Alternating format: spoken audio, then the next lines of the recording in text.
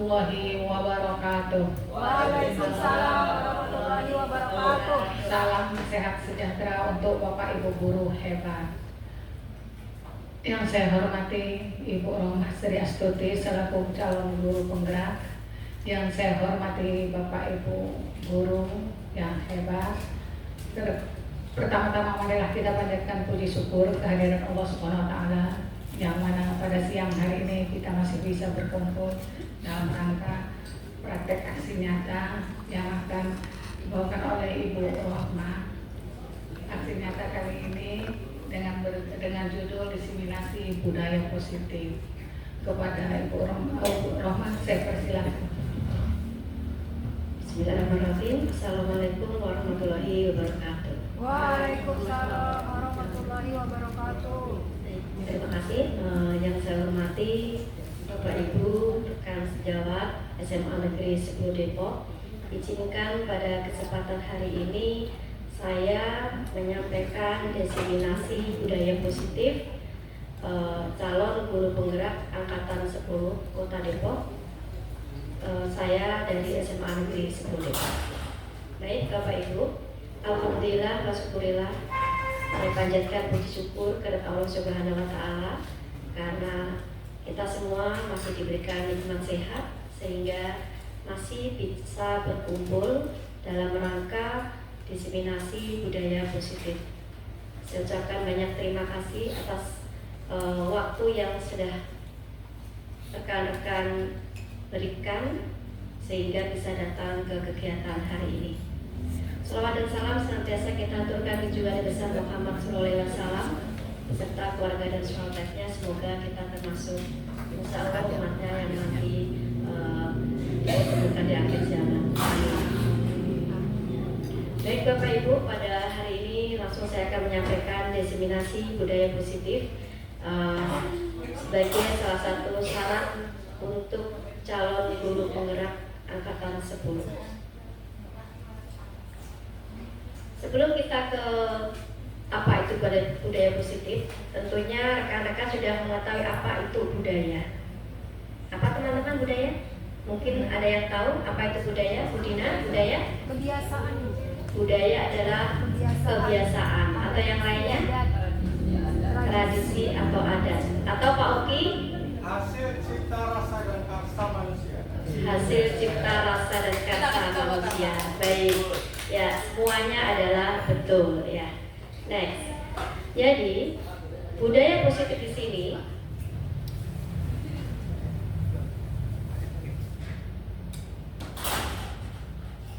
adalah nilai-nilai atau keyakinan-keyakinan dan kebiasaan-kebiasaan di sekolah yang berpihak pada murid agar murid dapat berkembang menjadi pribadi yang kritis, penuh hormat dan bertanggung jawab. Jadi di sekolah kita tercinta ini kita harapkan anak-anak ini memiliki budaya positif, budaya baik, kebiasaan-kebiasaan baik, sehingga diharapkan nanti murid-murid ini ketika lulus menjadi atau memiliki karakter yang baik, karena di sekolah sudah diberikan kebiasaan-kebiasaan yang baik tersebut. Kebiasaan-kebiasaan baik di sini tentunya akan membuat karakter siswa akan menjadi lebih kuat. Contohnya adalah memiliki tanggung jawab yang sangat besar. Ya, ketika memiliki tanggung jawab yang besar, maka dimanapun anak itu nanti berada, maka kebiasaan-kebiasaan atau budaya-budaya positif yang diterapkan di SMA Negeri 10 Depok yang sudah kita bimbing, sudah kita tuntun anak-anak ini membiasakan dengan kebiasaan baik, maka insya Allah nanti di luar pun anak-anak ini akan memiliki kebiasaan baik yang akan selalu mereka pegang atau mereka terapkan dimanapun mereka berada. Ya. Nah, selanjutnya adalah perubahan paradigma belajar. Kenapa ini harus ada perubahan dalam paradigma belajar? Karena dalam proses pembelajaran tentunya kita semua tahu bahwa ketika kita awal-awal pertama saya sebelum mengikuti calon guru penggerak belum begitu paham bagaimana paradigma belajar yang baik. Nah, setelah saya mengikuti kegiatan guru belajar, paradigma ini ada perubahan, yaitu yang awalnya pembelajaran yang berpusat pada guru atau teacher center menjadi pembelajaran yang berpusat pada siswa. yaitu learning center. Diharapkan mampu mendorong siswa untuk terlibat secara aktif dalam membangun pengetahuan, sikap, perilaku, dan dapat merubah kualitas pendidikan kita saat ini. Ya, yang biasanya kita mungkin mengajar hanya anak itu melihat kita bagaimana menjelaskan, bagaimana menyelesaikan soal, ya, bagaimana kita gurunya aktif sendiri. Intinya kegiatannya itu lekas selesai. Nah, untuk paradigma belajar ini harapan kita adalah siswa yang banyak aktif, ya, memiliki kreativitas anak itu dikeluarkan, kemampuan anak itu dimunculkan, ya, kompetensinya itu mulai muncul, mulai dikeluarkan, sehingga kompetensi anak yang tadinya itu tersembunyi, ya, akhirnya akan muncul. Kenapa? Karena kita membebaskan anak untuk mengeksplor kemampuan-kemampuan yang ada. Jadi anak ini menjadi anak yang aktif dan kreatif. Ya, itu adalah paradigma belajar yang perlu ada perubahan pada diri kita sebagai guru. Jadi jangan lagi ada yang namanya guru sebagai pusatnya, tapi kita sekarang harus berpindah menjadi siswa sebagai pusat kegiatan tersebut. Nah, disiplin positif. Sepertinya kita sebagai guru pendidik sering ya melakukan disiplin positif. Sudah kita terapkan banyak hal, ya. Tapi ini sekarang harus lebih memahami apa ini disiplin positif. Nah, cara disiplin positif yang mengajarkan murid untuk bertanggung jawab dan menumbuhkan kesadaran diri berdasarkan nilai-nilai kebajikan. Nilai-nilai kebajikan itu apa aja sih contohnya? Mungkin ada yang tahu nilai kebajikan? Jujur, kemudian bertanggung jawab, ya, mandiri. Itu adalah nilai-nilai kebajikan yang secara universal, ya.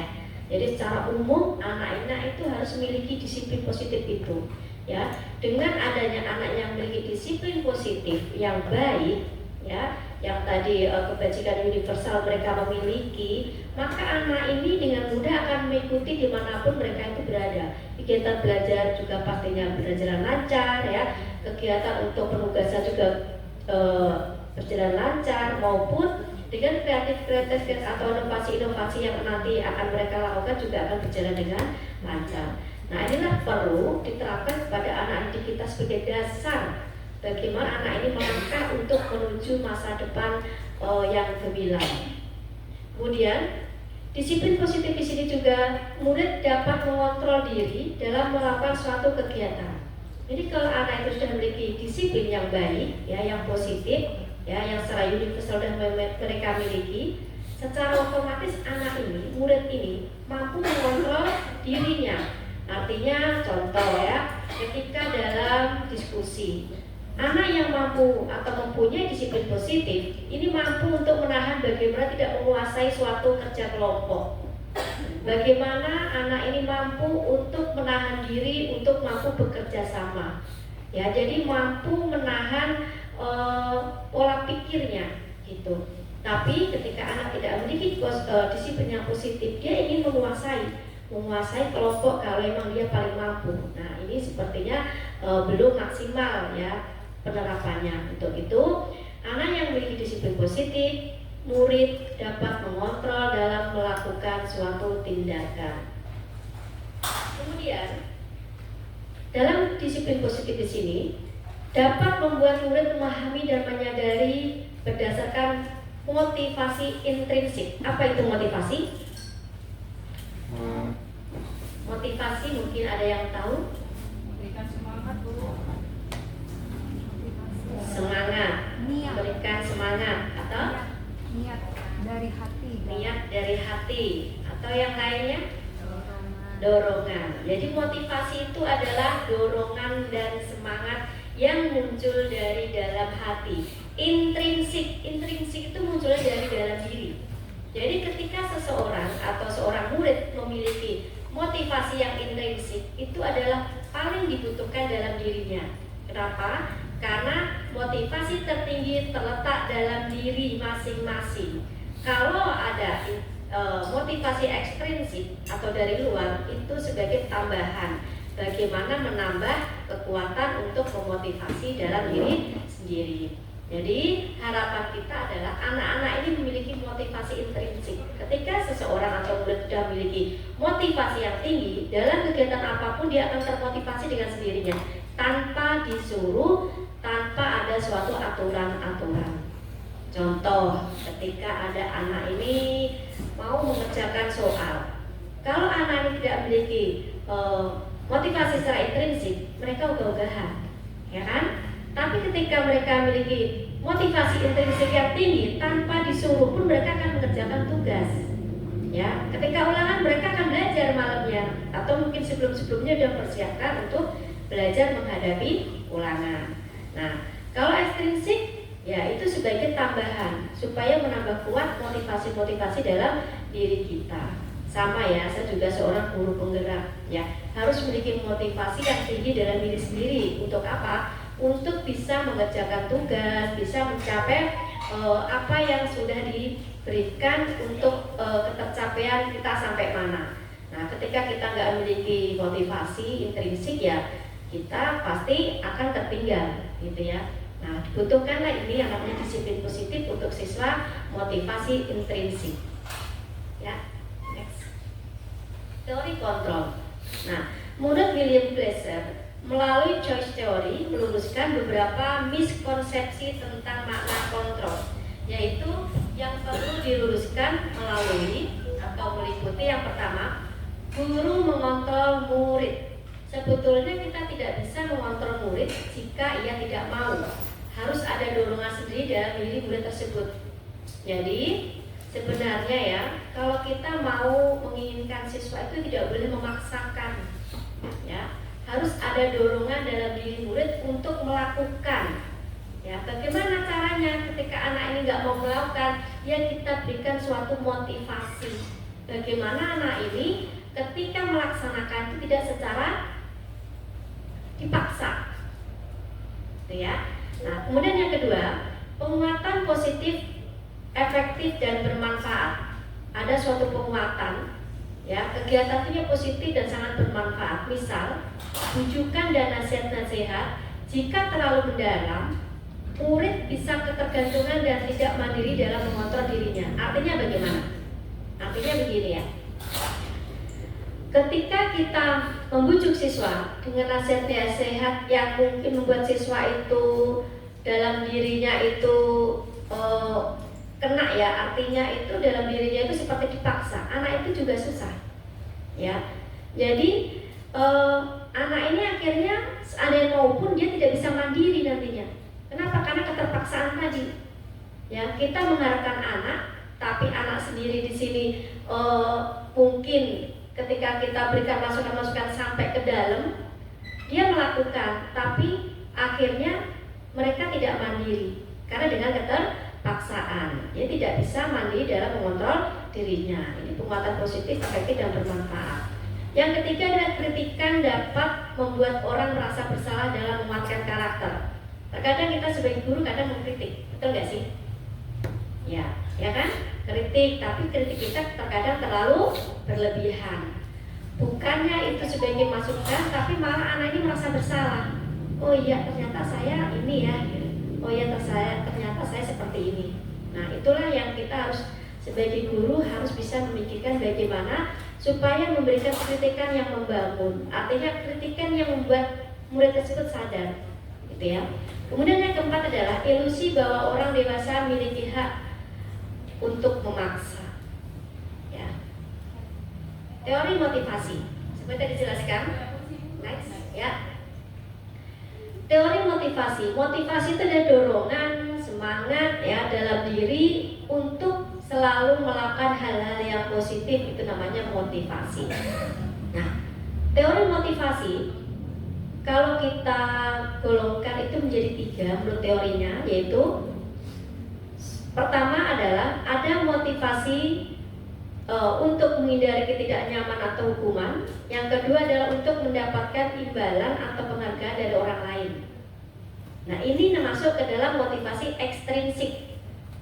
Yang kedua adalah, yang ketiga, untuk menjadi orang yang mereka inginkan dan mereka hargai sendiri dengan nilai-nilai yang mereka percaya. Itu adalah motivasi intrinsik. Jadi pada dasarnya motivasi itu dibagi dua, ekstrinsik dan intrinsik. Kalau ekstrinsik dibagi menjadi dua. Yang pertama adalah untuk menghindari ketidaknyamanan atau hukuman. Yang penting saya nyaman, yang penting saya tidak kena hukuman, ya. Yang kedua adalah untuk mendapatkan imbalan. Saya ingin melakukan ini supaya saya mendapatkan reward, supaya saya mendapatkan hadiah. Nah, itu adalah motivasi ekstrinsik, ya. Nah, begitu juga yang kedua adalah motivasi intrinsik. Untuk menjadi orang yang mereka inginkan dan mereka hargai sendiri dengan nilai-nilai yang mereka percaya, keyakinan dalam diri, ya, motivasi semangat dalam diri itulah yang sangat dibutuhkan. Antara ekstrinsik dan intrinsik itu harus bobotnya, persentasenya itu harus lebih banyak intrinsik. Ya, kenapa? Karena kalau intrinsik itu melekat dalam diri masing-masing. Ya, kalau ekstrinsik itu dari luar, bagaimana kita melakukan, tapi pengaruhnya dari luar, apa yang kita harapkan. Kalau intrinsik itu semuanya nanti akan kita dapatkan. Ya, next. Hukuman dan penghargaan. Ya, sebelumnya kita pernah ya mengetahui bahasa atau kata hukuman dan kata penghargaan. Hukuman bersifat itu sepihak yang diputuskan oleh guru atau orang tua yang memberikan hukuman tersebut karena kesalahan murid atau anak. Pernah Bapak Ibu memberikan hukuman ke anak? Bu Dina pernah? Pernah. Bu Sri pernah? Pernah, ya. Jadi hukuman ini adalah sepihak. Ya. Contoh, ketika anak ini membawa mungkin ya memakai sepatu yang tidak berwarna hitam, ya. Kemudian kita minta anak ini untuk menyerahkan sepatu. Di samping itu kita minta anak ini untuk mengepel, kan? Itu hukuman enggak? Hukuman, ya kan? Kenapa? Karena melibatkan dia fisiknya, hukuman, gitu ya.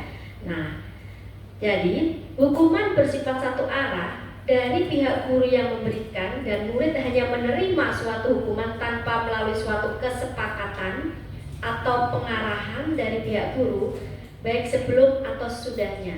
Jadi kita langsung memvonis, langsung memberikan apa sebagai konsekuensinya ketika anak tersebut tidak sesuai dengan apa yang kita inginkan. Itu namanya hukuman. Dan yang kedua adalah penghargaan. Jelas berbeda ya. Jelas ada perbedaan antara hukuman dan penghargaan.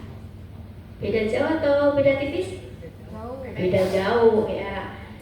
Penghargaan ini merupakan suatu bentuk imbalan balas jasa yang diberikan kepada seseorang atau kelompok karena telah berperilaku baik, melakukan suatu keunggulan atau prestasi, memberikan suatu sumbangsih, atau berhasil melaksanakan tugas yang diberikan sesuai dengan target yang ditetapkan. Nah, penghargaan akan menjadi bumerang jika dilakukan dengan terus-menerus tanpa menumbuhkan kesadaran dalam diri murid.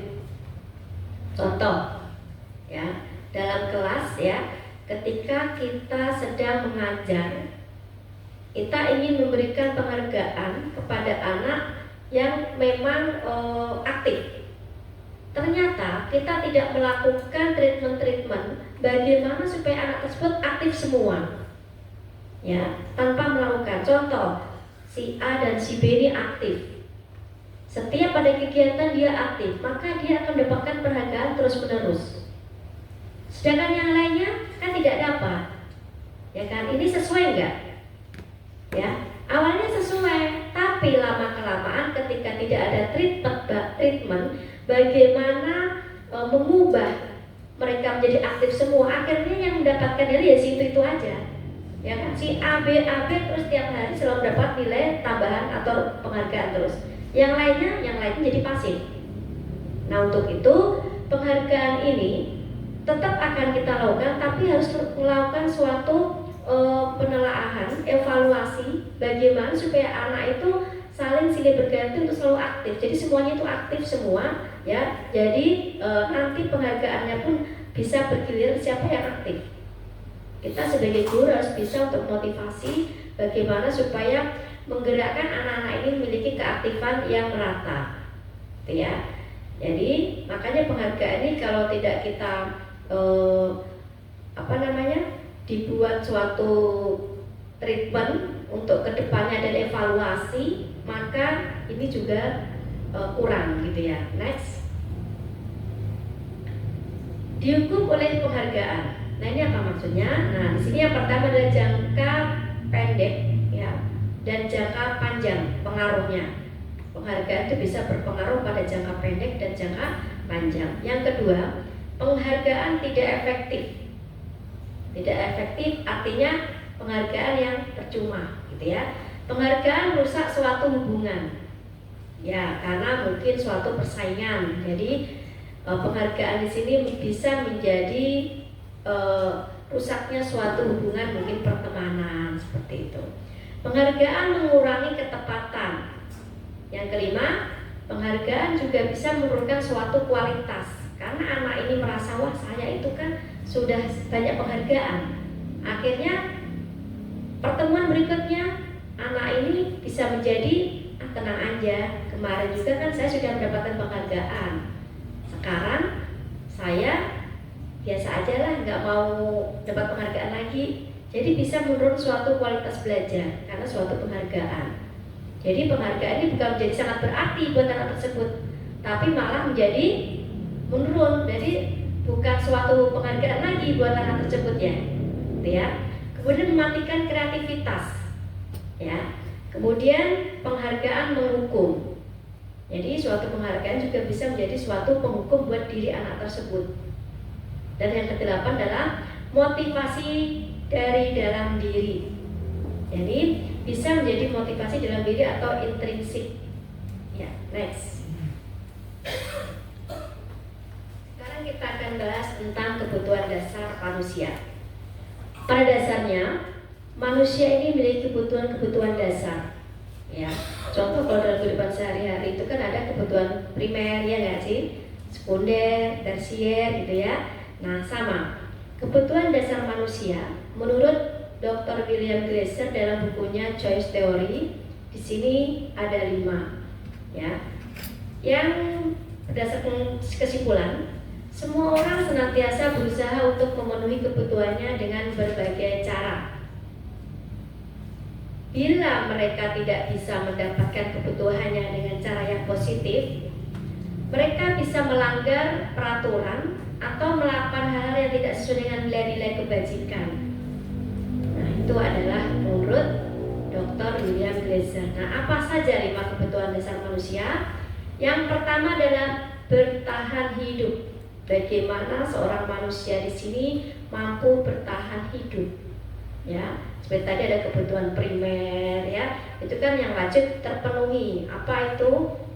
Pangan, sandang, benar kan? Papan, itu adalah kebutuhan yang dasar yang wajib terpenuhi. Itu kan pangan, ya. Makan itu kan utama. Ketika manusia udah nggak bisa mampu makan, itu kan luar biasa perjuangannya. Nah, ini adalah kebutuhannya. Nah, kalau yang sekunder itu adalah pelengkap. Contohnya kendaraan itu adalah sebagai sekunder, ya, atau mungkin kalau sudah punya rumah, ya, meja, lemari itu adalah sebagai sekunder, gitu ya.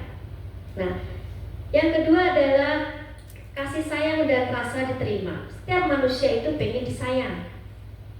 Ya, kita punya murid juga pengen disayang, ya.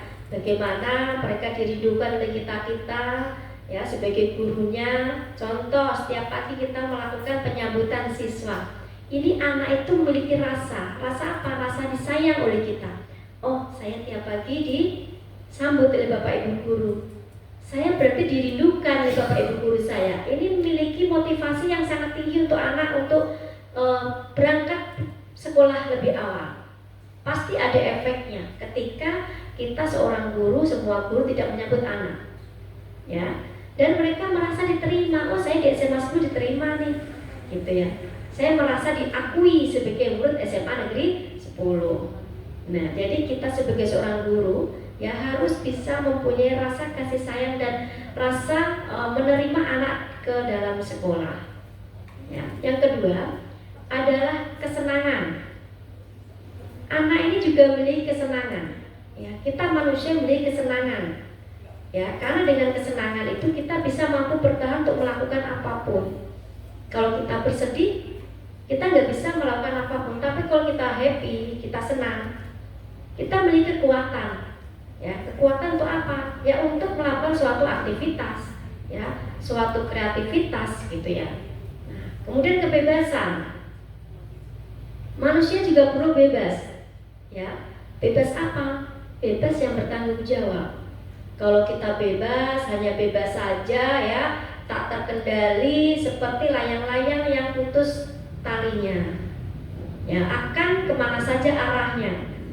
Nah, kita sebagai orang tua atau sebagai guru harus memberikan kebebasan, tapi kita ibaratnya adalah layang-layang yang talinya kita pegang.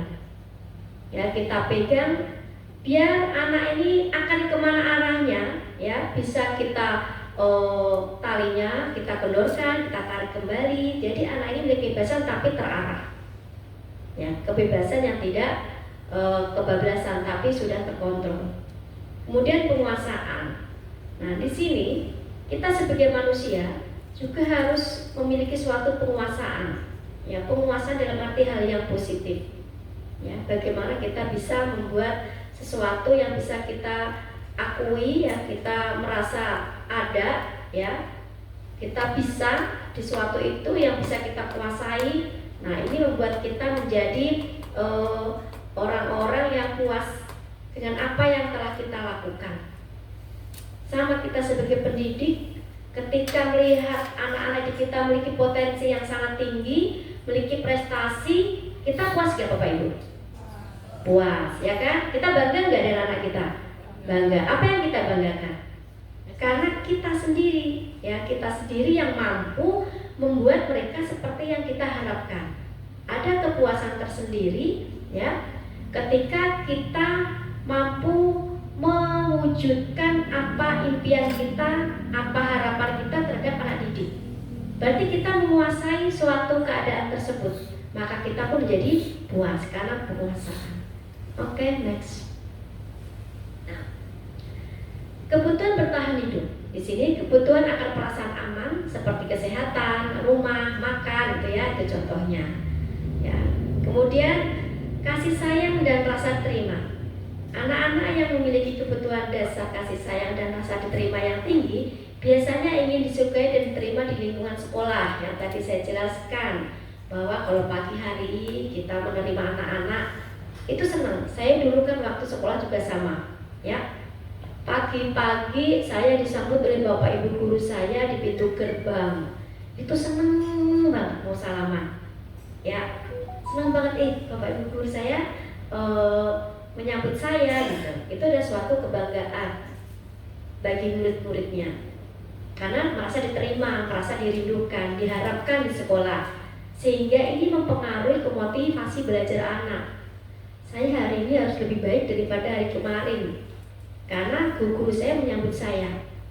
Ya, kemudian mereka bisa melaksanakan kegiatan belajar dengan baik dan lancar sampai akhirnya. Ya, jadi kalau mau ke sekolah itu pastinya harus senang dulu ya kan? Kalau anak udah senang, itu pasti nantinya belajar juga akan mengikuti dengan rasa senang. Awali pagi harimu dengan perasaan senang. Yang ketiga adalah penguasaan. Anak-anak yang memiliki kebutuhan dasar akan penguasaan yang tinggi biasanya selalu ingin menjadi pemimpin. Mereka juga suka mengamati sebelum mencoba hal yang baru dan merasa kecewa bila melakukan kesalahan. Artinya kepuasan tersendiri. Ini kan sebagai murid yang saya jelaskan ya, yang pertama sebagai gurunya. Jadi penguasaan anak di sini sangat dibutuhkan. Ya, kenapa? Karena anak-anak yang memiliki penguasaan yang tinggi ini ingin menjadi yang terdepan, ya. Kemudian ingin memiliki kreativitas, memiliki inovasi yang tinggi, ya. Dan mereka nggak ingin gagal. Anak-anak yang memiliki penguasaan di sini ingin berhasil. Nah, kita sebagai pendidik ingin sekali mengarahkan anak-anak ini juga yang memiliki kebutuhan dasar berupa penguasaan ini. Jadi mengharapkan mereka memiliki motivasi yang tinggi, inovasi yang tinggi, kreativitas artnya ada, ya, kegiatan belajarnya juga dia rajin, ya. Jadi nanti mereka menjadi manusia-manusia yang berhasil karena menguasai semua yang ada. Kemudian kebebasan. Anak-anak dengan kebutuhan kebebasan yang tinggi menginginkan pilihan. Mereka perlu banyak bergerak atau suka mencoba-coba. Artinya ini bebas, sebagai pilihan, tapi tetap dalam kontrol, gitu ya. Kemudian kesenangan. Anak-anak dengan kebutuhan dasar kesenangan yang tinggi biasanya ingin menikmati apa yang dilakukan. Saya ingin melakukan sesuatu yang saya senang, gitu ya. Nah, mereka juga bisa berkonsentrasi tinggi saat mengerjakan hal yang disenangi. Jadi kalau dengan bahasa kita itu ada anak itu senang, mereka itu mau melakukan apapun. Contoh, ketika ada tugas mengerjakan sejarah, ya, Bu Dina ya, kegiatan sejarah, atau mungkin kimia, ya Bu Mira ya. Nah, ini kalau anak-anak itu senang, itu biasanya anak mengerjakan nggak Bu? Mengerjakan, ya. Jadi anak-anak kalau dengan rasa senang dikasih tugas pun akan mengerjakan, nggak mungkin enggak. Tapi kalau anak itu sudah sedih, suruh mengerjakan aja udah pusing, ya kan? Nggak bisa berpikir gitu. Nah, jadi anak-anak ini harus memiliki rasa senang ketika melaksanakan kegiatan pembelajaran. Agar apa? Agar ketika mendapatkan tugas, ketika belajar mengajar, anak ini juga bisa menerima pembelajaran dengan baik. Ya, next.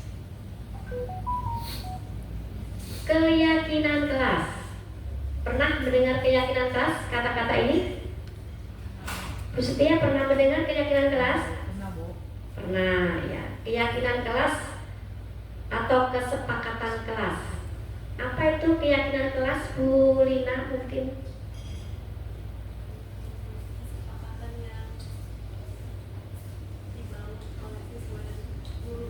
Ya, kesepakatan yang dibangun oleh siswa dan guru. Beda nggak dengan peraturan? Jelas berbeda. Kalau peraturan itu sudah ada, kita tinggal melaksanakan. Ya, peraturan itu sudah muncul, kita tinggal melaksanakan peraturan yang ada. Tapi kalau kesepakatan atau keyakinan kelas itu berbeda. Keyakinan kelas adalah seperangkat keyakinan nilai dan harapan yang dimiliki oleh seorang guru tentang bagaimana sebuah kelas seharusnya berfungsi. Keyakinan ini mempengaruhi strategi pengajaran, manajemen kelas, interaksi dengan murid, melakukan keyakinan kelas murid, belajar tentang tanggung jawab, saling menghargai dan menghormati, ya.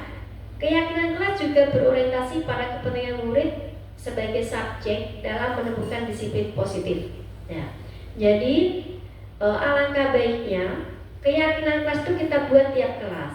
Untuk apa? Untuk kita patuhi semuanya. Ya.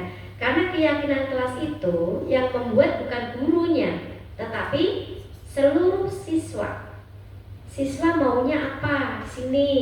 Ya, kita buatlah keyakinan-keyakinan yang ada, gitu ya. Siswa maunya contoh berdoa sebelum belajar, ya. Jadi suatu aturan sendiri yang dibuat di dalam kelas yang sudah kita yakini bersama dan akan dilaksanakan oleh seluruh siswa yang ada di kelas. Kita buat situ semuanya. Semua anak memberikan iya, mengusulkan iya. Mengusulkan apa? Apa yang diharapkan oleh siswa tersebut? Mengusulkan ingin seperti apa kelas kita?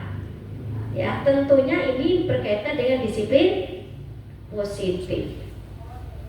Ya, jadi di sini akan mempengaruhi kemana? Ke pengajaran. Pengajaran jadi kondusif, anak-anak jadi fokus ke pembelajaran. Kenapa? Karena mereka sendiri yang membuat suatu aturan, ya.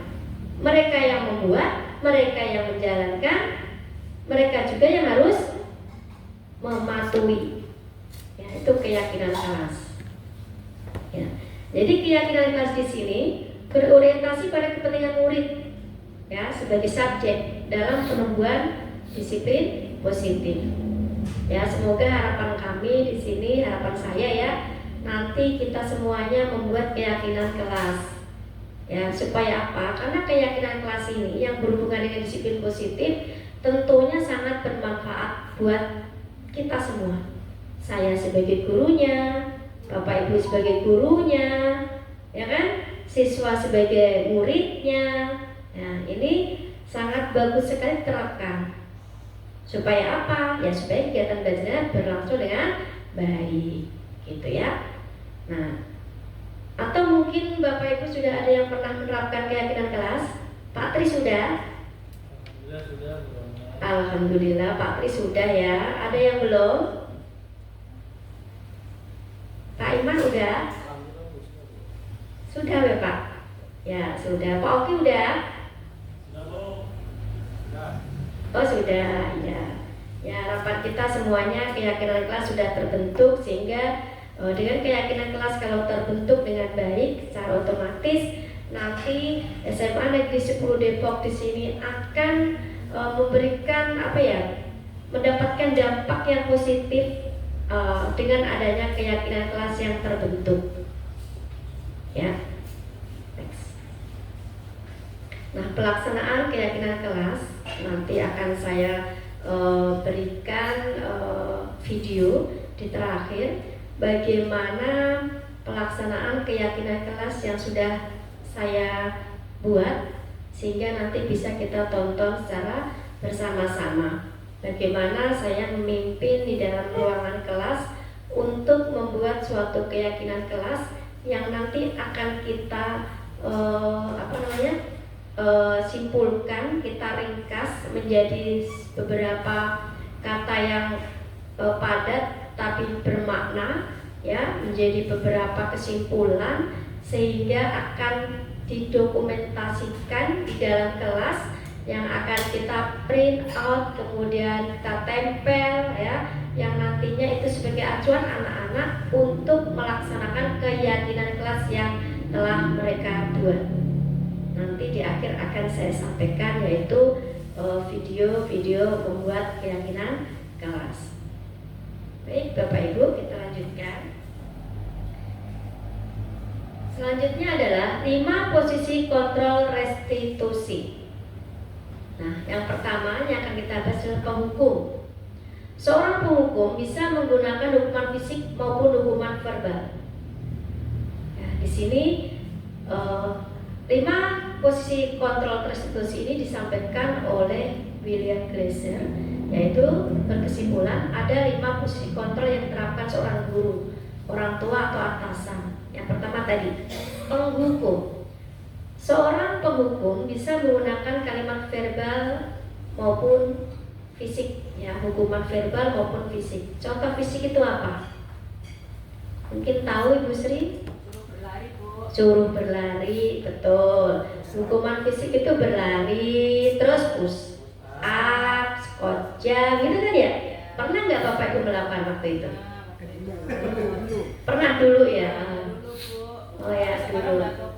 Sekarang udah tobat. Tobat atau menyadari? Berbeda ya? Tobat dan menyadari itu 2 makna yang memiliki arti yang berbeda. Ya, 2 kata yang memiliki arti yang berbeda. Hukuman fisik, kemudian verbal. Hukuman verbal pernah? Kadang-kadang, berarti pernah ya. Kalau kadang-kadang itu pernah meskipun 1 kali atau 2 kali ya. Jadi seorang guru ya sebenarnya di sini untuk menghukum itu ya tidak boleh menggunakan hukuman fisik maupun verbal. Ada nanti langkah-langkah bagaimana untuk menyelesaikan setiap anak yang memiliki suatu kesalahan atau permasalahan. Ya. Yang kedua, membuat merasa bersalah.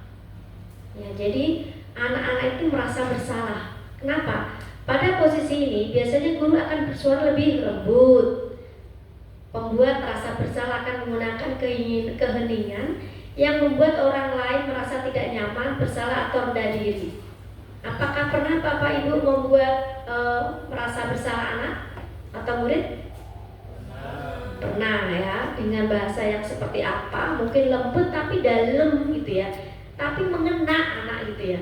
Jadi merasakan, oh ternyata saya ini salah nih gitu ya. Ya kenapa? Karena tadi yang kita katakan tadi, yang kita sampaikan ke anak itu sampai ke hati, ya, sampai ke dalam hati kita gitu ya, ke hati anak tersebut, mengena gitu ya, gitu.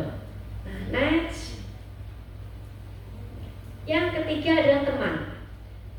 Nah, guru memposisikan sebagai teman. Guru yang pada posisi ini tidak akan menyakiti murid. Ya, kenapa? Karena kita berteman lah, gitu ya. Namun akan tetap berupaya mengontrol murid melalui persuasi.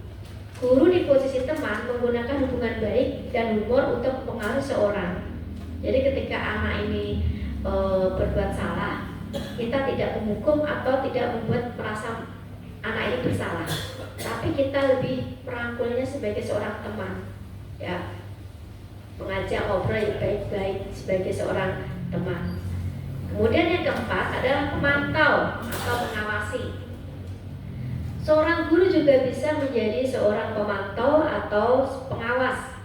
Nah, pada saat kita mengawasi, kita bertanggung jawab atas perilaku orang-orang yang kita awasi. Jadi kita hanya mengawasi anak nih, oh anak ini gimana ya? Oh anak ini seperti ini ya. Nah, ya ketika anak berbuat kesalahan, pemantau nih mengawasi. Oh anak itu nggak pakai kaos kaki warna putih. Oh warnanya hitam gitu ya. Nah kemudian posisi pemantau berdasarkan pada peraturan-peraturan dan konsekuensi. Ya jadi kita pengawasannya pemantau anak yang berbuat kesalahan. Nih. Kemudian yang kelima adalah manajer. Posisi di mana guru berbuat sesuatu bersama dengan murid, mempersilahkan murid mempertanggungjawabkan perilakunya, mendukung murid agar dapat menemukan solusi dan permasalahannya sendiri. Nah ini manajer, ini yang diharapkan semua guru, semua pendidik ini memiliki karakter, yaitu memiliki posisi kontrol berupa manajer. Kenapa? Karena yang manajer di sini sangat bagus sekali untuk kita terapkan bagaimana menangani suatu permasalahan. Jadi anak ini duduk-duduk bareng bersama. Kenapa ya? Pertama kali tentunya sebagai manajer di sini akan mengajak berdiskusi ke anak apa yang telah dia lakukan, gitu ya. Sehingga anak ini akan tahu akan kesalahannya, ya, sadar akan kesalahannya. Kemudian anak ini pun akan menemukan suatu solusi bagaimana sih saya tidak melakukan kesalahan hal yang sama. Ya, apa yang harus saya lakukan? Ya, jadi kita sebagai guru harapannya adalah setidaknya ya itu jangan selalu menjadi guru yang menghukum. Ya, jangan menjadi guru yang selalu membuat anak merasa bersalah. Tapi alangkah baiknya kalau kita pelan-pelan ya bisa mengarah menjadi seorang guru yang bisa menjadi posisi kontrol manajer. Apakah perlu waktu? Jelas ya. Seorang guru memerlukan waktu untuk menjadi seorang guru yang memiliki posisi kontrol. Ya, butuh proses.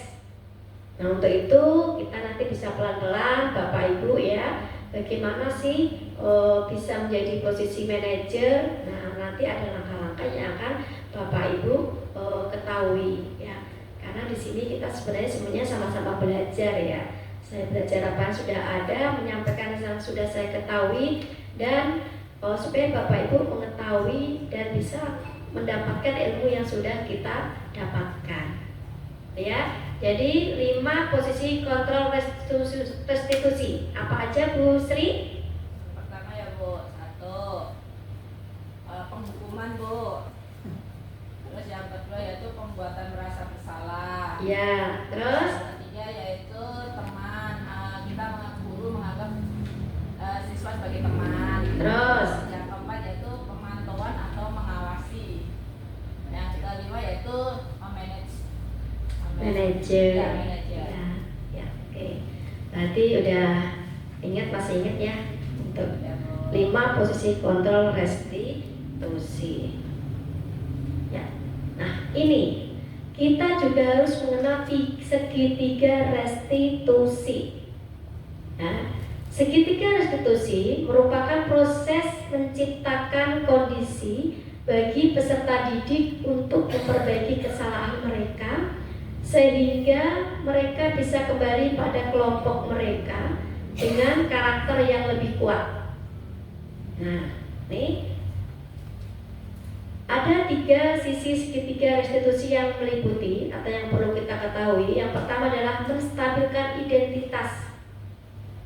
Yang kedua, validasi tindakan yang salah. Yang ketiga, menanyakan keyakinan. Nah, nanti kita akan bahas ya, apa sih segitiga restitusi? Ya mungkin bagi Bapak Ibu ini adalah suatu hal istilah yang baru, betul nggak? Iya, betul. Ya, ini istilah yang baru. Nah, mungkin segitiga restitusi pernah nggak ya Bapak Ibu lakukan? Pernah. Bisa jadi pernah, hanya saja tidak mengetahui kalau itu adalah segitiga restitusi. Nah, kita cek ya. Menstabilkan identitas. Jika anak berbuat salah, maka ada kebutuhan dasar yang mereka tidak terpenuhi. Pasti ketika anak itu melakukan suatu kesalahan, pasti ada apa sih, kenapa si anak ini melakukan hal tersebut, kan gitu ya.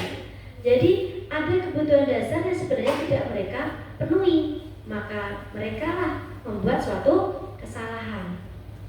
Nah, bagian dasar segitiga restitusi ini mengubah identitas anak dari yang gagal karena melakukan kesalahan menjadi orang yang sukses. Ya, artinya kita menstabilkan kondisi yang ada. Ya, agar apa? Agar mereka tahu kebutuhan dasar apa yang sebenarnya mereka butuhkan. Ini selanjutnya adalah validasi tindakan yang salah. Kita memvalidkan, ya, kita memvalidkan. Kita harus memahami dan menemukan kebutuhan dasar yang mendasari tindakan anak tersebut berbuat kesalahan. Nah, kenapa kamu berbuat salah? Tahu nggak kalau itu berbuat salah? Ya, karena pada dasarnya manusia itu juga berbuat salah. Ya, tidak hanya murid saja loh yang berbuat salah. Kita sebagai guru pernah nggak berbuat salah? Pernah, ya kan?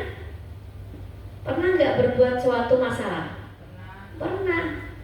Ya, nah inilah yang perlu kita pelajari, yang perlu kita perdalam agar ketika kita melakukan suatu tindakan atau menyelesaikan suatu permasalahan, kita bisa menggunakan langkah-langkah ini. Menurut teori kontrol, semua tindakan manusia, baik atau buruk, pasti memiliki maksud dan tujuan tertentu. Mungkin anak ini memiliki tujuan ketika melaksanakan suatu kesalahan. Mungkin ada contoh nih ya, ada anak nih pertama izinnya kemana? Ke toilet gitu ya. Itu nggak masalah. Tapi ketika anak ini mampir ke kantin, ini melakukan kesalahan nggak? Melakukan. Ya kan, pasti permasalahan kan muncul gitu kan. Kenapa anak ini kok muncul? Kenapa ini kok ke kantin dulu? Tidak dari toilet langsung ke dalam kelas. Nah inilah yang nanti bisa dilakukan suatu tindakan-tindakan atau segitiga restitusi ya baik melalui langkah awal, langkah kedua maupun langkah yang ketiga. Yang pasti memiliki tujuan. Selanjutnya menanyakan keyakinan. Ketika anak diberikan pertanyaan bermakna untuk memunculkan motivasi intrinsik. Apa tadi motivasi intrinsik, Bu Dina? Ya. Apa motivasi intrinsik tadi? Motivasi intrinsik adalah dorongan dari dalam diri sendiri. Iya betul ya. Motivasi yang muncul dalam diri anak tersebut, ya benar. Ya maka anak-anak akan siap ya untuk dihubungkan dengan nilai kebajikan yang dia percaya. Nilai-nilai yang baik, nilai kebajikan itu apa aja sih tadi? Contohnya? Nilai kebajikan. Ya Bu Sri, masih ingat nilai kebajikan? Nilai-nilai kebajikan. Jujur, Jawab. Nah, betul. Iya benar itu ya, nilai kebajikan. Ya, Bu. Ya, jadi anak-anak ini siap untuk dihubungkan dengan nilai kebajikan. Kalau ternyata anak ini yang tadinya mau izin ke toilet, kemudian mampir ke kantin, itu melanggar nggak nilai kebajikan? Jelas melanggar. Kenapa?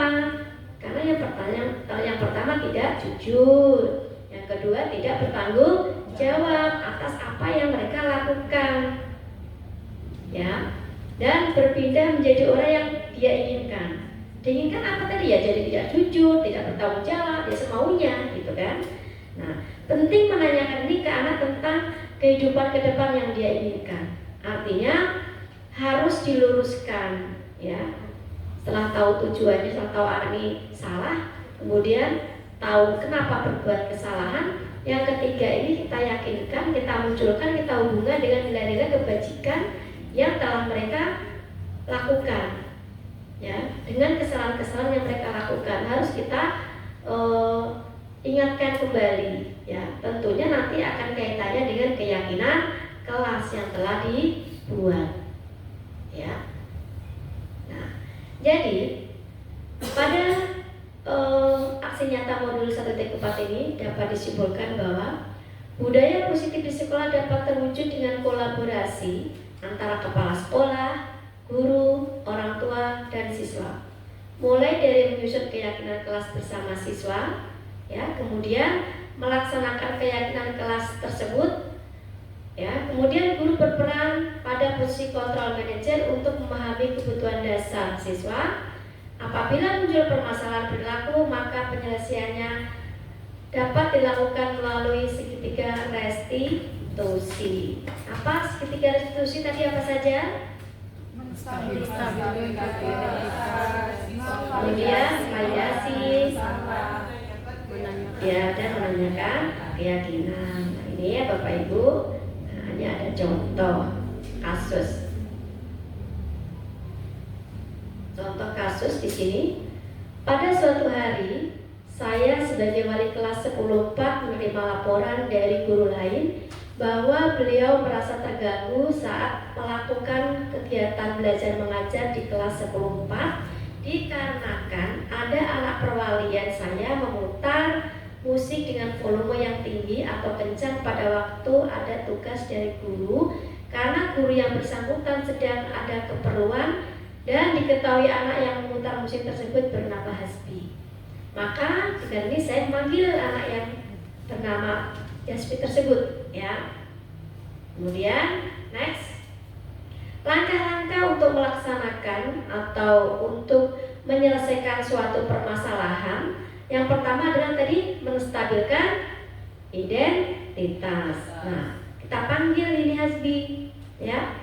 Kemudian kita duduk bareng. Kan biasanya kalau kita tidak melakukan sekitar restitusi, biasanya kita langsung ya selesai gitu ya. Nah, sekarang karena kita sudah punya ilmu baru, tentunya kita harus mengikuti langkah-langkah yang seperti ini. Yang pertama adalah kita panggil anaknya, kita duduk bareng ya, kita ajak ngobrol, kita tanya lah si Hasbi ya. Ini contohnya, Assalamualaikum, gitu ya. Nah, ini kemudian Hasbinya masuk, kemudian kita tanya, ya, tahu nggak Hasbi kita panggil gitu ya? Tidak tahu gitu ya.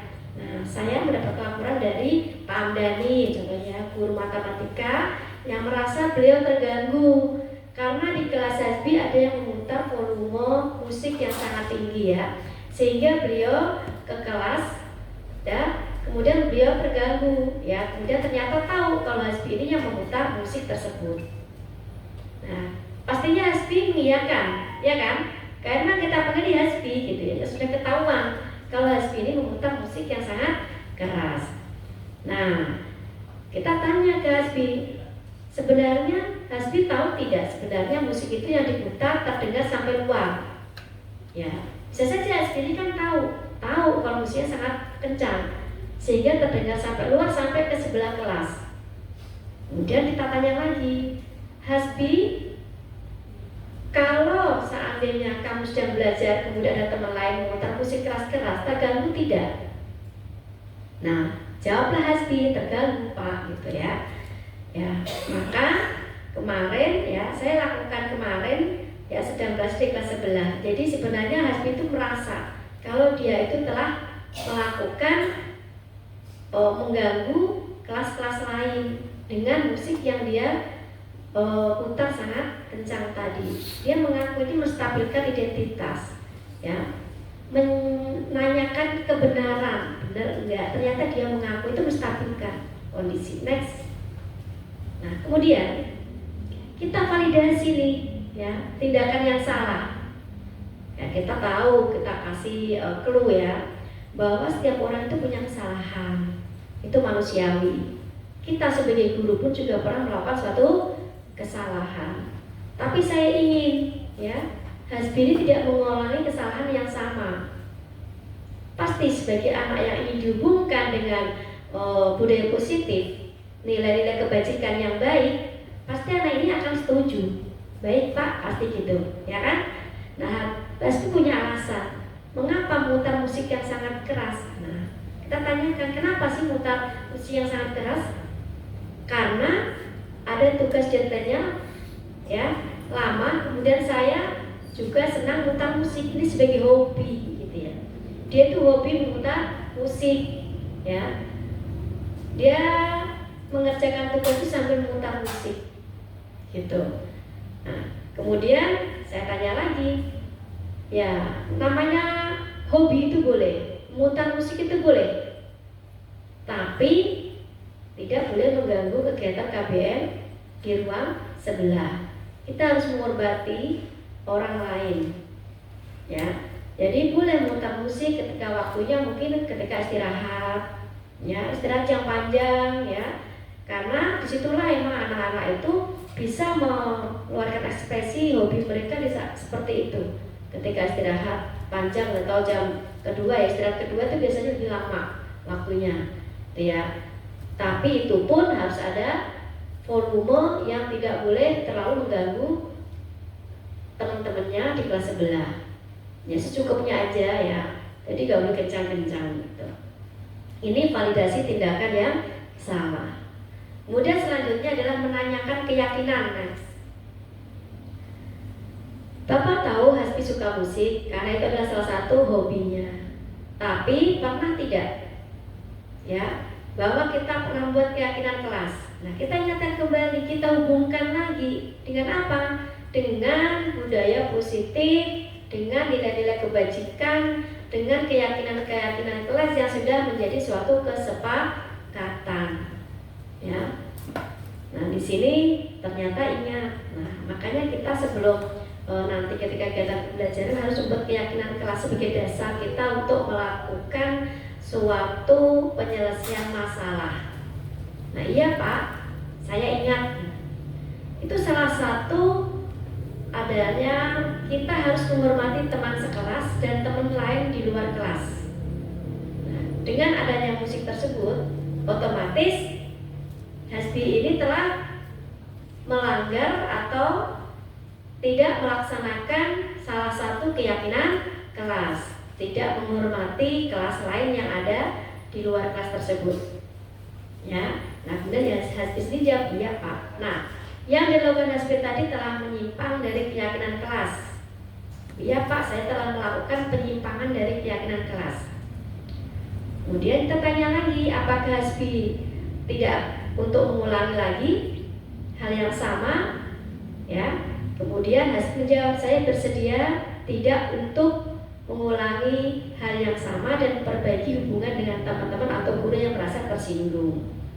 Bersedia Pak. Berarti Hasbi ini punya niat yang baik, ya, punya harapan yang baik agar yang dia lakukan tidak terulang kembali, ya, sehingga tidak mengganggu teman belajarnya di samping kelas maupun ke guru yang sedang mengajar di kelas tersebut, di samping kelas. Nah, kemudian ketika ditanya, ya, kemudian Hasbi bersedia. Nah, apa yang harus dilakukan? Ya, kata kita gitu ya. Saya akan minta maaf secara langsung, ya, kepada guru yang mengajar, yaitu Pak Amdani, ya sebagai guru matematika dan juga teman-teman yang merasa terganggu. Ini adalah keinginan Hasbi untuk merubah, ya, untuk melakukan suatu tindakan, ya, minta maaf kepada guru dan teman-temannya apa yang sudah dia lakukan ketika memutar musik yang sangat keras tersebut. Nah, kata gurunya saya, ya, bagus itu. Berarti Hasbi memiliki tanggung jawab dan merupakan anak yang baik yang mau memperbaiki permasalahan yang ada. Ya, kalau begitu silakan, ya, nanti Hasbi ketika istirahat bisa melakukan hal tersebut. Nah, kita sebagai guru pun harus mengecek benar nggak ya si Hasbi ini meminta maaf kepada gurunya, benar tidak ya Hasbi ini meminta maaf pada teman-temannya. Kita harus cross check kembali, jangan sampai apa yang telah kita lakukan melalui segitiga restitusi ini hanya antara kita berdua yang tahu, ternyata tidak sampai ke guru yang ada di sebelah atau Pak Amdani dan anak-anak yang ada di sebelah ruangan, maupun bisa jadi teman kelasnya juga merasa terganggu. Kita harus cek kembali, sudah belum, kita lihat kembali, sudah belum Hasbi ini melakukan apa yang akan dia lakukan untuk minta maaf, gitu. Ya, baik Bapak Ibu, itu adalah kasus penyelesaian masalah tentang segitiga restitusi. Jadi harapan saya, ya, atau harapan saya secara pribadi, berharap Bapak Ibu semuanya ini mampu melakukan penyelesaian masalah dengan baik-baik, ya, dengan melalui segitiga restitusi. Langkah-langkahnya, ya, bisa dipahami nanti. Kita sama-sama belajar bagaimana menangani setiap siswa memiliki suatu permasalahan yang ada, gitu ya. Nah, mungkin dari Bapak Ibu ingin ada yang ditanyakan tentang segitiga restitusi? Baiklah Bapak Ibu guru hebat, apakah ada yang ingin bertanya? Saya kasih kesempatan. Kalau tidak ada, baiklah. Ya, tunggu dulu ya, siapa tahu ada. Masih ada Pak Iman mau nanya, Pak Iman? Sepertinya. Ya, saya tanya Bu. Oh, pakai ini aja, Pak. Menurut saya belum bisa Bu. Kedengaran ya? Masuk ke, mungkin masuk ke kamera juga kan ya? Suaranya. Baik. Baik, bismillahirrahmanirrahim.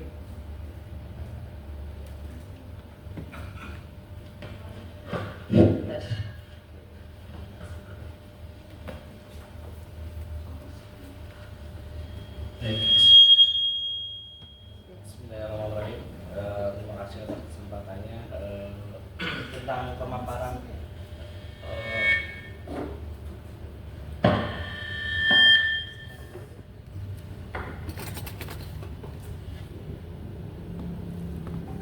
ya Bu Romo, pemaparannya sangat menarik terkait dengan bagaimana seorang pendidik itu bisa berubah menjadi student center, learning student center.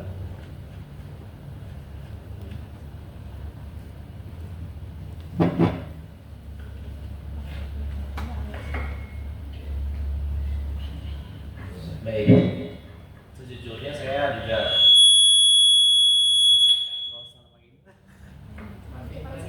bantu aja deh. Udah bener itu, nggak apa-apa. Karena jauh.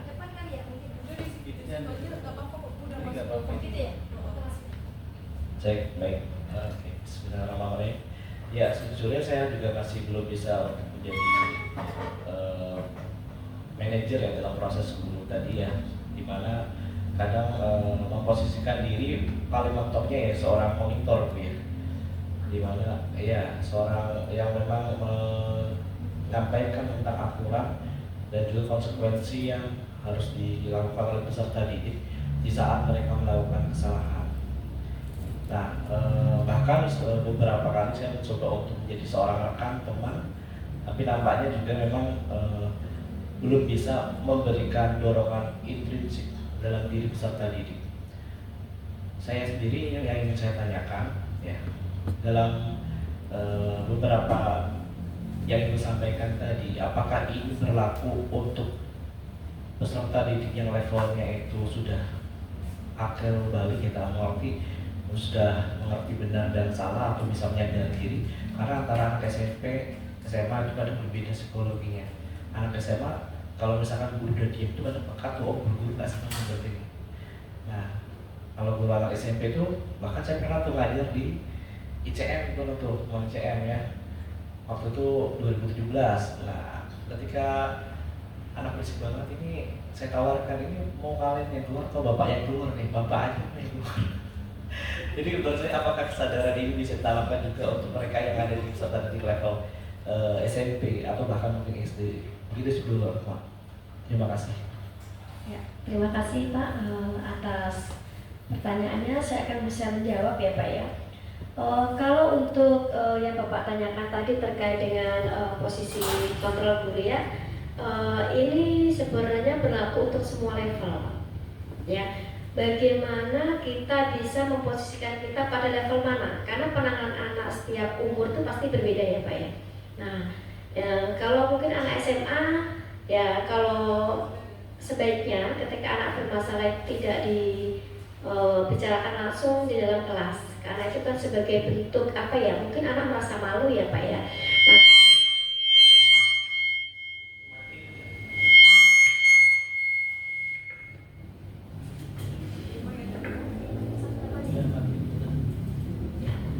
jadi kalau anak SMA ini ketika ada melakukan suatu kesalahan, itu alangkah baiknya kalau tidak langsung dalam kelas kita flurkan, kamu tadi seperti ini enggak?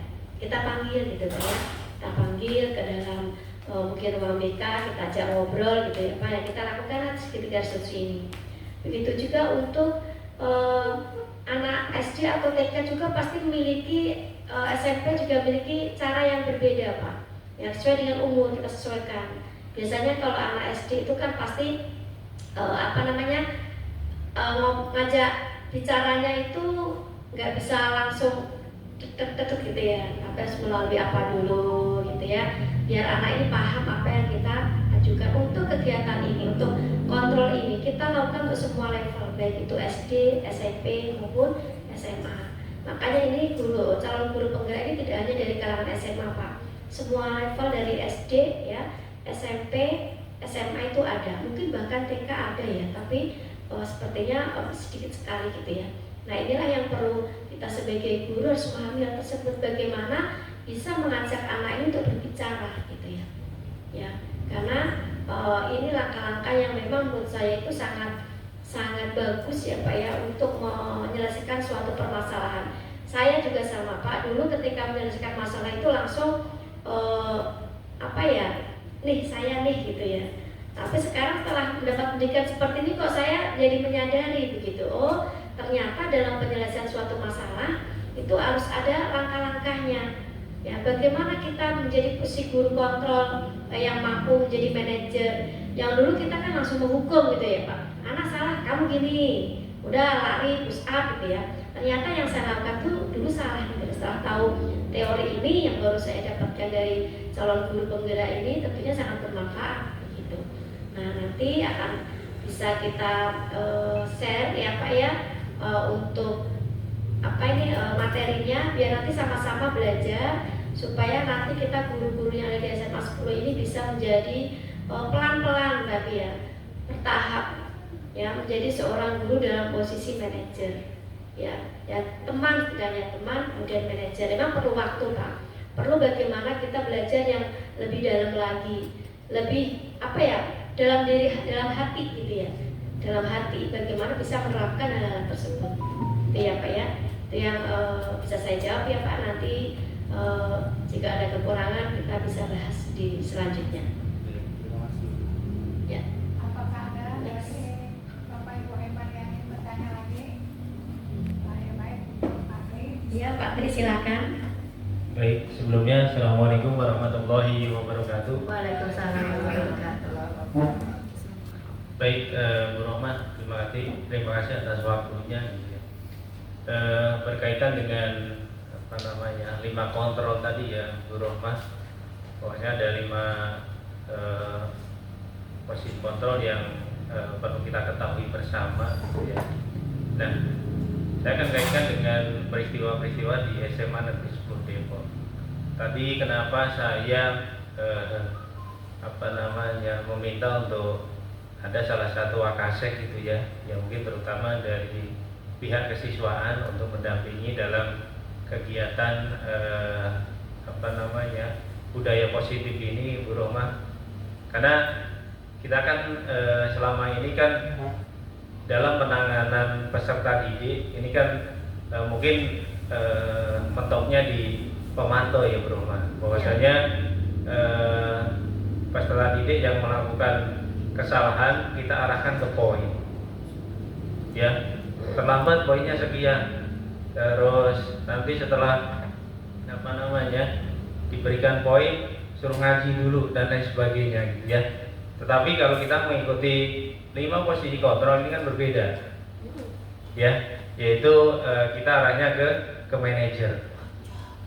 Nah, dalam penanganan peserta didik ini ya, saya hanya bukan memberikan masukan atau apakah nanti di tahun ajaran baru apakah bisa terrealisasi gitu ya untuk manajer ini. Jangan sampai nanti terulang kembali. Memang semuanya butuh proses. Tetapi kalau Bapak Ibu guru semuanya tahu gitu ya, bahwasanya ada yang lebih baik dalam penanganan peserta didik, ya alangkah baiknya kita mengambil yang paling baik, yaitu di posisi manajer. Jangan sampai nanti terulang kembali, kita bariskan peserta didik, terus kita kasih bla bla bla, tetapi dilihat banyak orang. Kalau manajer kan berbeda ya Bu Rohmah. Kita panggil anaknya, kita kasih kita mencoba untuk komunikasi ya, terus mencari solusi terbaik agar mungkin nanti peserta didik ke arah yang lebih baik lagi, seperti itu. Jadi saya harap gitu ya, kalau ada kesiswaan kan tadi tahu gitu ya, alhamdulillah di sini juga ada BK gitu ya. Paling baik memang menggunakan manajer, posisi manajer itu kayaknya lebih bagus lagi ya, daripada kita menyuruh anak datang terlambat, ngaji dulu, masih disuruh berdiri dulu dan lain sebagainya. Mungkin seperti itu Bu Rohmah.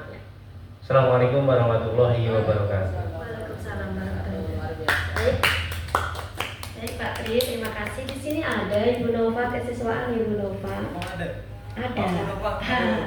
Ya, ada Bu Nova ya. Jadi sebenarnya Bu Nova juga bisa nanti menyampaikan menyambung lidah kita dalam diskusi ini ya. Karena memang kesiswaan untuk Wakaseknya Pak Irwan itu sedang sibuk dengan BPDB yang nggak bisa kita ganggu ya. Jadi di sini semoga sudah terwakili Ibu Nova ya, Bu Nova ya. Ya, siap. Terima kasih. Jadi sebenarnya harapan kita pastinya ingin ke manajer ya Pak ya. Tapi kita itu harus tahap step by step. Nah, langkah apa yang akan kita ambil? Tentunya nanti ini akan kita diskusikan bersama dengan Ibu Kepala Sekolah ya. Kebetulan hari ini sedang menunaikan ibadah haji, gitu ya. Nah, harapan kami ini akan menjadi diskusi kita semua dalam guru penggerak SMA 10 yang notabene emang banyak ya. Nah, inilah yang sangat penting yang perlu kita diskusikan kembali nanti ya. Kita sampaikan apa yang sudah kita diseminasikan oleh semua teman-teman ya. Nanti apa yang akan kita berikan masukan kepada sekolah agar kita semua guru, semua pegawai kompak ya untuk melakukan penyelesaian kasus ya yang sebaik-baiknya dengan memposisikan kita sebagai manajer, meskipun ini adalah memiliki tahapan yang perlu kesabaran yang luar biasa ya. Nah, itu terima kasih Pak Tri atas masukannya. Nanti akan jadi masukan buat kami ya sebagai calon guru penggerak dan sebagai tim manajemen yang nanti akan kita sampaikan usulan-usulannya dan nanti akan kita diskusikan secara bersama-sama ya ketika nanti ada workshop ya bagaimana penanganan masalah ini supaya bisa lebih baik dan bisa membuat anak ini bukan hanya karena kewajiban suatu aturan, tapi karena kesadaran akan tindakan yang telah mereka lakukan atau kesalahannya. Jadi sebaiknya alangkah baiknya kalau gitu kita menyadarkan, betul nggak sih?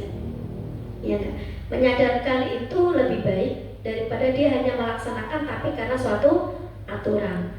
Ya, syukur-syukur kan dengan suatu aturan mereka jadi sadar gitu ya.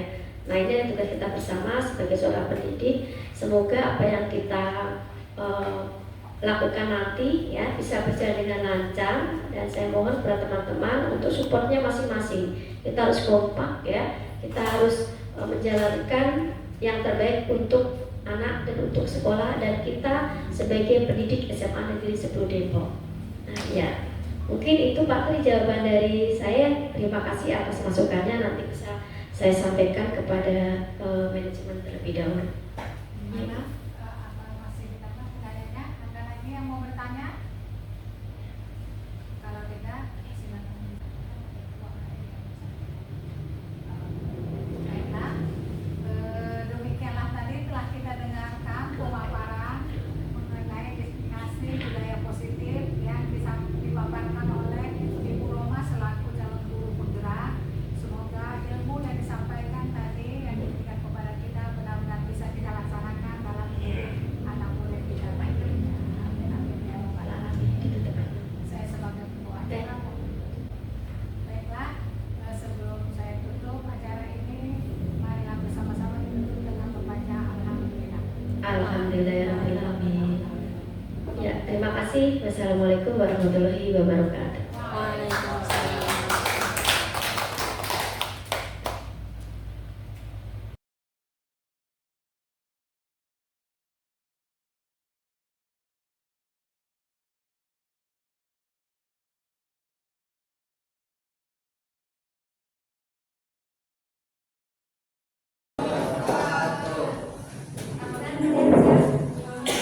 Alhamdulillah baik Bu.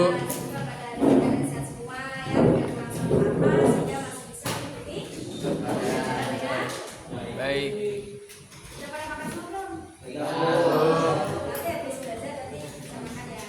Ya Bu.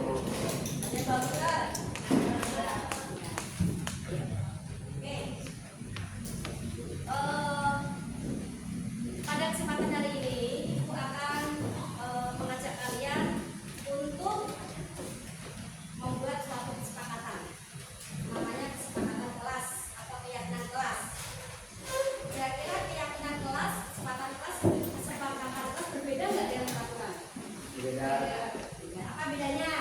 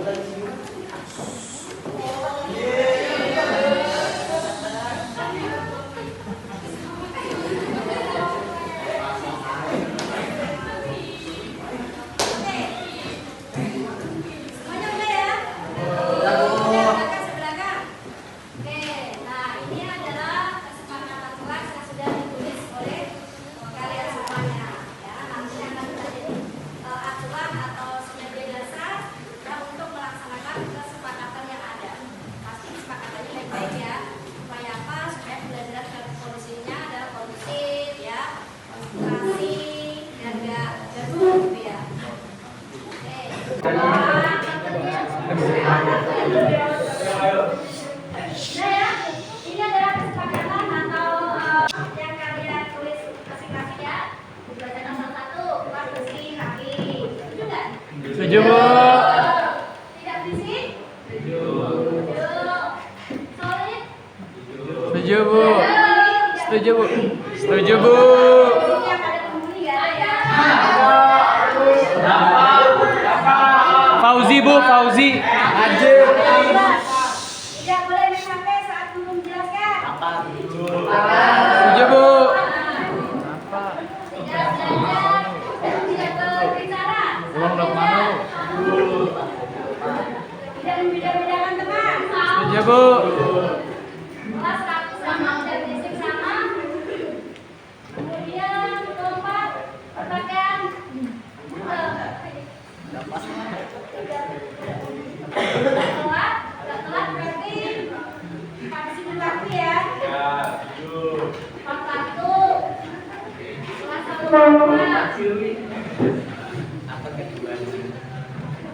semoga lebih baik dari sebelumnya. Itu 30% praktek 70%. Mau apa ini? Ayo. Praktek mau apa aja ini? Oke, nah ini adalah kesepakatan yang sudah kalian buat. Kita simpulkan. Coba kita bawa hari ini tulis ke depan. Terus kesepakatan kelas. Itu yang bacakan nanti. Kesepakatan kelas. Aduh, kesepakatan kelas 1.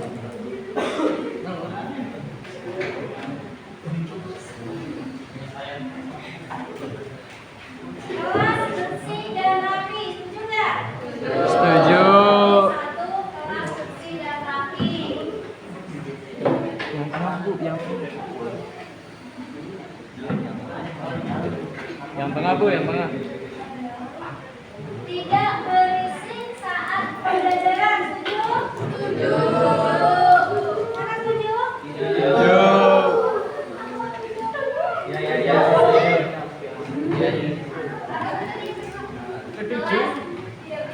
berisik saat pembelajaran.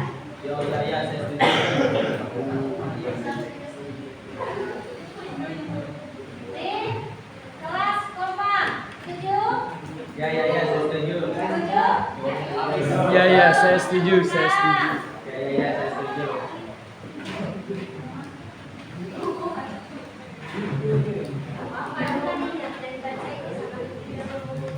Kemudian tidak telat. Berarti tepat waktu atau disiplin waktu sama ya. Sama. Kan tadi kompak sama, tuh kan? Ini nasib berantem.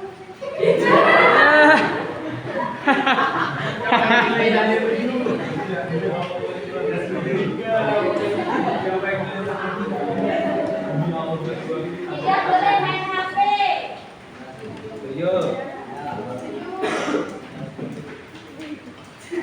Telat kondusif saat pembelajaran.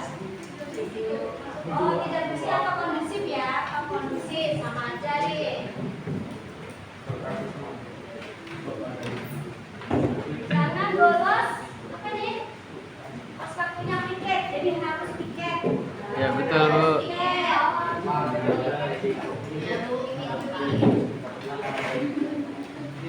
Kelas bersih rapi, sama udah ya. Kelas bersih dan rapi. Tidak berbicara saat belajar. Tidak berisik ya. Oke, sama ya. Apa ini? Hilangkan tindakan rasisme, budaya pendidikan mereka. Tidak berbeda. Atau saling menghormati. Saling menghormati dan menghargai. Ada yang dari Papua ada ya? Saya, Bu. Saya, Bu. Papua, Bu. Papua. Ada yang dari Jawa? Mana Jawa tadi? Saya Bu, Jawa. Jawa Bu. Ada yang dari Sunda? Saya Papua, Bu. Jawa Bu. Saya Papua, Bu. Ini sama ini soal sudah sama ini. Bukan lebih baik. Itu apa bahasanya? Semoga kelas lebih baik. Itu apa? Semoga kelas lebih baik? Lebih kondusif, Bu. Kondusif sama ya? Bisa, Bu. Kondusif? Apa ya? Hah? Apa balik? Oh, Pak itu namanya. Baik, Pak. Sama ya? Terus belajar. Bikin apa semuanya? Doa sebelum belajar.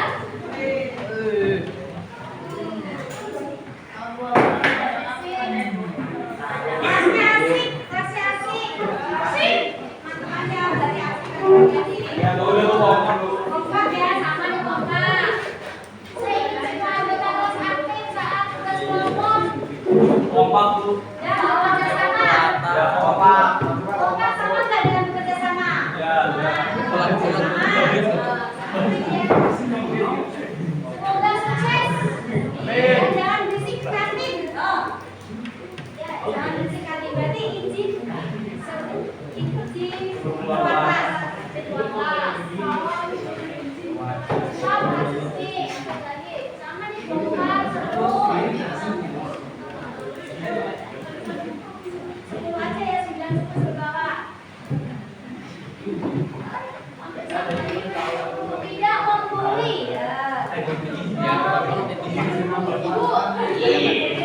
Ibu. Ya, tidak membuli. Siapa yang membuli?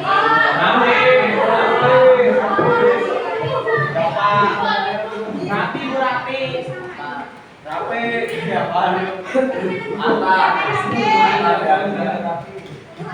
Kondusif dah. Ngomongin, udah HP. Yang bully udah.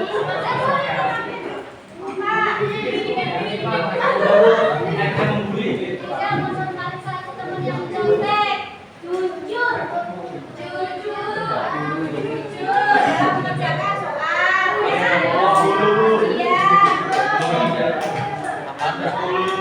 Dulu, oke? Nah ya,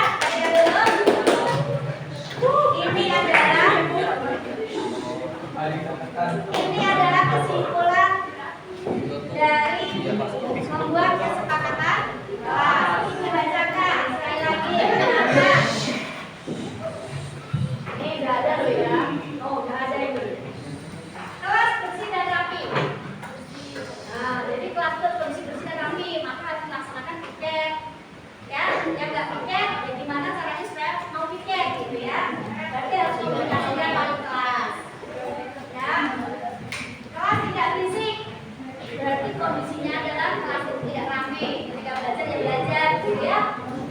Kelasnya kompak, teman-teman, ya tidak bikin gap ya, gap B, gap C, ya. Tepat waktu. Maksudnya apa? Datang sekolah tepat waktu, datang tepat waktu, pulang tepat waktu, istirahat tepat waktu, ya semuanya tepat waktu, gitu ya. Saling mengingatkan. Tidak main HP. Boleh nggak main HP? Boleh. Boleh, tapi kesepakatan keras juga. Boleh main HP ketika guru meminta untuk membuka HP, aplikasi apa gitu ya. Jadi main HP boleh, tapi ada waktunya. Tapi tidak main HP ketika pembelajaran dan diajarkan oleh gurunya, gitu ya. Ini ada tanda kutipnya. Tidak main HP, ya. Berarti boleh main HP ketika boleh main HP.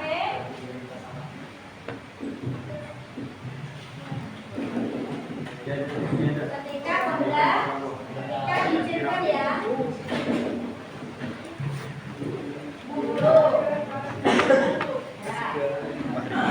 Kemudian harus piket, ini kaitannya dengan yang ini ya. Saling menghormati dan menghargai. Kelas satu nggak boleh nggak menghargai teman ya. Dari manapun intinya juga ada satu, yaitu bangsa Indonesia. Kelas belajar. Izin sebelum keluar dan jujur. Ada yang keberatan dan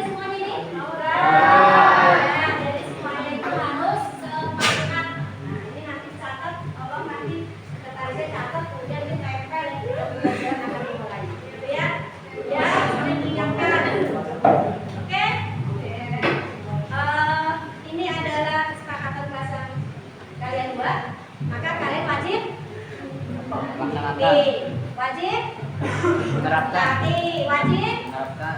menerapkan. Coba dibaca bareng-bareng.